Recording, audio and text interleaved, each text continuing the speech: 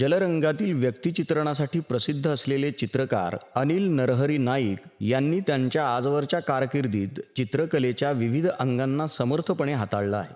Sir जे school of आर्टमध्ये शिकत असताना रेषेवर प्रभुत्व असलेला आणि जलरंगलेपनाने छायाप्रकाशाचा खेळ दाखवत हुबेहूब व्यक्तिचित्रण करणारा विद्यार्थी अशी त्यांची ख्याती होती. अनिल नाईक यांचा जन्म 15 एप्रिल 1959 रोजी अलिबागमध्ये नरहरी आणि शीला नाईक यांच्या पोटी झाला. आजोबांकडून आणि वडिलांकडून त्यांना चित्रकलेचा वारसा मिळाला. अनिल यांचं शालेय शिक्षण चेंबूरला झालं. त्यांचं शालेय शिक्षण एकीकडे चालू असतानाच व्यावसायिक चित्रकार असलेले त्यांचे वडील अनिल यांच्याकडून छोटी छोटी चित्र काढून घेत, चुका समजावत, स्वतः नीट काढून दाखवत.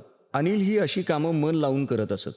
पुढे मोठमोठी व्यावसायिक कामं करताना अनिल यांना या अभ्यासाचा उपयोग झाला. 1981 मध्ये GD आर्ट हा पदविका अभ्यासक्रम प्रथम श्रेणीत प्रथम क्रमांकाने उत्तीर्ण झाल्यावर त्यांना सर जे स्कूल ऑफ आर्टमधील फेलोशिप मिळाली. 1984 साली त्यांनी कला शिक्षण पदविका मिळवली. 1981 नंतर त्यांचं व्यक्तिचित्रण अधिकच संपन्न होत गेलं. महाराष्ट्र राज्य कला प्रदर्शनात पारितोषिक, आर्ट सोसायटी ऑफ इंडियाचं हळदणकर पारितोषिक, बॉम्बे आर्ट सोसायटीच्या अखिल भारतीय व्यक्तिचित्रण स्पर्धेत प्रथम पारितोषिक अशी अनेक पारितोषिकं त्यांनी मिळवली. 1991 साली झालेल्या कोरियन त्रिनालेचे ते निमंत्रित कलाकार होते. 1991च्या बॉम्बे आर्ट सोसायटीच्या शतकीय महोत्सवात त्यांना व्यक्तिचित्रणाचं प्रथम पारितोषिक मिळालं. कला आणि कला शिक्षण या दोन क्षेत्रातल्या योगदानाबद्दल सन 2000 मध्ये त्यांना चंद्रकांत मांढरे पारितोषिक मिळालं. 1995 मध्ये जयश्री दिनकर राऊळ यांच्याशी ते विवाहबद्ध झाले. उत्कृष्ट आरेखन आणि विविध माध्यमांवर आणि तंत्रांवर प्रभुत्व असलेल्या अनिल नाईक यांचा प्रवास नंतर मूर्ताकडून अमूर्ताकडे सुरू झालेला दिसतो.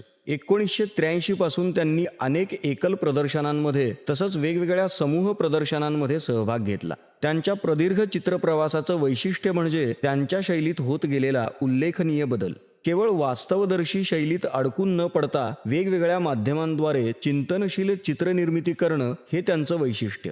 शक्ती हे त्यांचं 2001 मधील एकल प्रदर्शन म्हणजे स्त्री शक्तीचा अंतःप्रेरणेवर झालेला आत्मिक परिणाम होता. भोवताली असलेल्या कर्तबगार महिलांचा त्यांच्या आंतरिक शक्तीचा घेतलेला शोध त्यांच्या चित्रांमध्ये दृश्य रूपाने उलगडतो. त्यांना भावणाऱ्या व्यक्तींचा मूर्त अमूर्त रूपात घेतलेला शोध त्यांनी 2003 मधील ॲपियर रिॲपियर या प्रदर्शनात दृश्य रूपात मांडला. पुढे 2008 मध्ये मुंबईतील म्युझियम आर्ट गॅलरीमध्ये बॉम्बे आर्ट सोसायटी, केकू गांधी आणि निताई गौराज आर्ट गॅलरी यांच्यातर्फे रेट्रोस्पेक्टिव्ह शो करण्यात आला. त्यात अनिल नाईक यांचा मूर्ताकडून अमूर्ताकडे झालेला प्रवास, व्यक्तिचित्रणातल्या वेगळ्या वाटा, मानवी देहाचं ओघवत्या रंगातील अंतर्बाह्य चित्रण ही वैशिष्ट्ये जाणवली.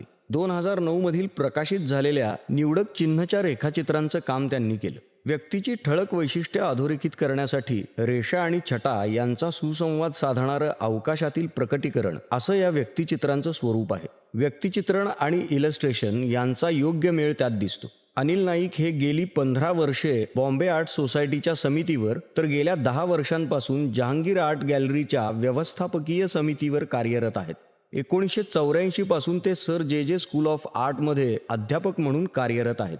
त्यांनी अनेक शासकीय आणि खाजगी संस्थांसाठी व्यावसायिक व्यक्तिचित्र रंगवली असून त्यांनी रंगवलेली डॉक्टर बाबासाहेब आंबेडकरांच्या जीवनावरील 2 प्रसंगचित्र महाड इथल्या चौदार तळ्याच्या स्मारकात लावली आहेत. याशिवाय गोंदवलेकर महाराजांच्या जीवनावरील त्यांची प्रसंगचित्र गोंदवल्यातील संग्रहालयात आहेत.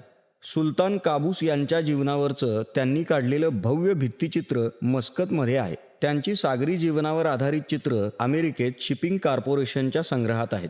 अनिल नाईक यांनी स्वतःचा शोध घेताना मूर्त अमूर्त शैलीत केलेलं काम पाहायला मिळतं. उमेदीच्या काळात व्यक्तिचित्रणासाठी त्यांना अनेक सन्मान मिळाले, पण त्यात अडकून न पडता त्यापुढचा प्रवास त्यांनी अधिक समृद्ध केला. चित्रकार अनिल नरहरी नाईक यांची कलाक्षेत्रातली घोडदौड निश्चितच वाखाणण्यासारखी आहे.